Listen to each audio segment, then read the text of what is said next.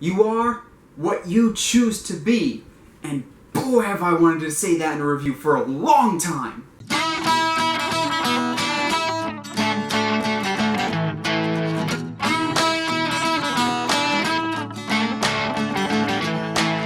Hey movie fans, so I'm going a bit old school today in honor of The Iron Giant finally making its way to Blu-ray in the Signature Edition version. The Signature Edition re-released in theaters earlier this year or last year, I forget, because I unfortunately was not able to make it out to see it in the theaters again. But it's kind of like an extended cut of the original Iron Giant movie, so I wanted to wait to review the Iron Giant. I know some of you have been wanting me to review Iron Giant for a while. I've wanted to review the Iron Giant for a while, so now I have cause to do so because I bought the Blu-ray. It's now available. How is it? It's majestic. It is just as good as I remember. Even better, and it looks amazing on Blu-ray. So before I start gushing and fanboying, for those of you who don't know what the Iron Giant is, just wow. So the story is set in 1957 with this character named Hogarth Hughes. And one night, while his mom was working late at the local diner, his mom voiced by Jennifer Aniston. So his mom's working late at the diner and he's watching a scary horror movie late at night, because that's what kids do in the 50s.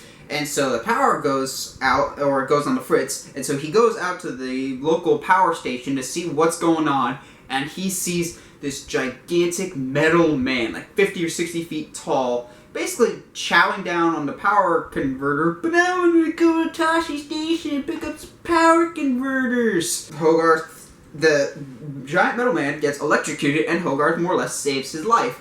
And he's just like, there's this gigantic metal thing, I want to keep it. Not knowing really where it comes from, because the giant itself doesn't speak. It has this gigantic bump on its head. It doesn't know where it came from. It just showed up one day. And so it's essentially, at its core, it's one of those classic boy and his dog type of stories, except replace the dog with a 60-foot metal man, voiced by Vin Diesel. And in all honesty, and this is not an offense to the man, but this very well may be Vin Diesel's best performance. When I found out he was voicing Groot in Guardians of the Galaxy, I was like, yes, because he was so excellent as the Iron Giant. He doesn't have a whole lot of lines of dialogue, but it's in those small few moments where he does speak that he really tugs on the heartstrings and makes you invested in this Iron Giant. You care about the Iron Giant because of the emotion and the sympathy that Vin Diesel is able to emote. So Hogarth wants to keep the giant, and there's some people that really think that's a bad idea. The main antagonist for the film is Kent Mansley. He works for the government, and he'll let you know that on multiple occasions. And you just hate him. He's played by that guy that's always a bad guy. He played Shooter McGavin in Happy Gilmore, the bad guy in Flubber. He's just that guy that you always want to punch in the face every single movie. And this movie is no different.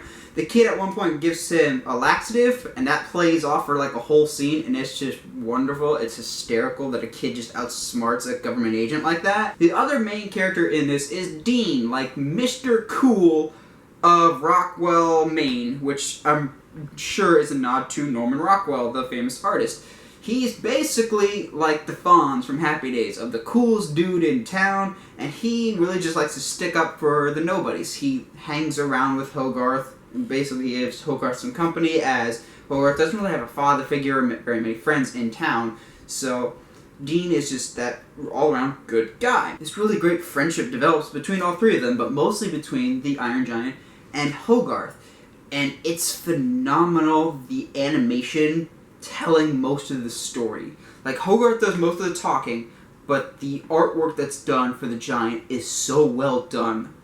Brad Bird directed this movie. He also did movies like The Incredibles, Tomorrowland, and Ratatouille, which also really excelled at this. Character doesn't speak much, but you can tell by the mannerisms, the facial movements, exactly what they are feeling. And there's a lot of great character moments.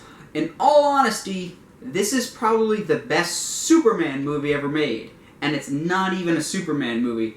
They reference the character a lot, and I feel like Brad Bird understands Superman better than Zack Snyder ever will. They actually break down this whole scene of comparing the Iron Giant to Superman. He's a very good character in this, and really just, he's a little kid. There's a scene where they encounter a deer, and they have this really nice tender moment, and then the next scene, the very next minute, hunters shoot the deer because it's hunting season, and the giant doesn't know what to make of that. He's never experienced death before, and so that really tugs on your heartstrings, seeing him realize what death is. And Hogarth handles it really maturely for a kid, basically saying it's wrong to kill, but it's not wrong to die. We all die at some point. Like, Hogarth's not afraid of dying, which is incredibly mature for a child to think that. This movie as a whole is incredibly mature, not necessarily like in an adult-only type of way, but this is like, it doesn't talk down to kids. It's fun for kids. I watched this originally as a kid all the time on TV, and I just thought, I like the Giant, I like Hogarth, it's a great movie. When I watch it now, there's so much complexity and well-done animation that really tells the story, but there's a lot of deeper meanings and genuinely emotional scenes of, like, gut-wrenching, yeah, you are just so sad because you care so much about these characters. It's so well done. It's an animation, and just specifically a movie, but the most underrated animated movie I've ever seen, but just overall one of the most underrated movies I've ever seen. And I don't know why it didn't do well. If you have not seen The Iron Giant, check it out. Amazing animation, phenomenal music, incredible story of a boy and his gigantic robot that just wants to be a good robot in all sense of the word, and really do what is best for his friends and all the people around him, no matter what the cost. And be warned, there's at least 2 or 3 scenes in this that you will get choked up at. Like, the most hardened people I know, they're like, I don't get emotionally swayed in movies. They're just like, it's allergies, I'm fine. And that's a good thing. This movie will always get to me because of how well they portray just about everything in this. So, yeah, I've been raving enough about this movie. Overall score I give Iron Giant is a 9 out of 10. That's really, really high for me because I don't give a whole lot of 10s out of 10s. So 9 out of 10 for Iron Giant. If you have not seen it, absolutely check it out. Well, what did you guys think of The Iron Giant? Have you seen it? Have you not? Let me know in the comments below. And as always, if you like what you're seeing and want to see more, subscribe to the channel, or find me on Facebook, Twitter, or Instagram at Uncharted Media.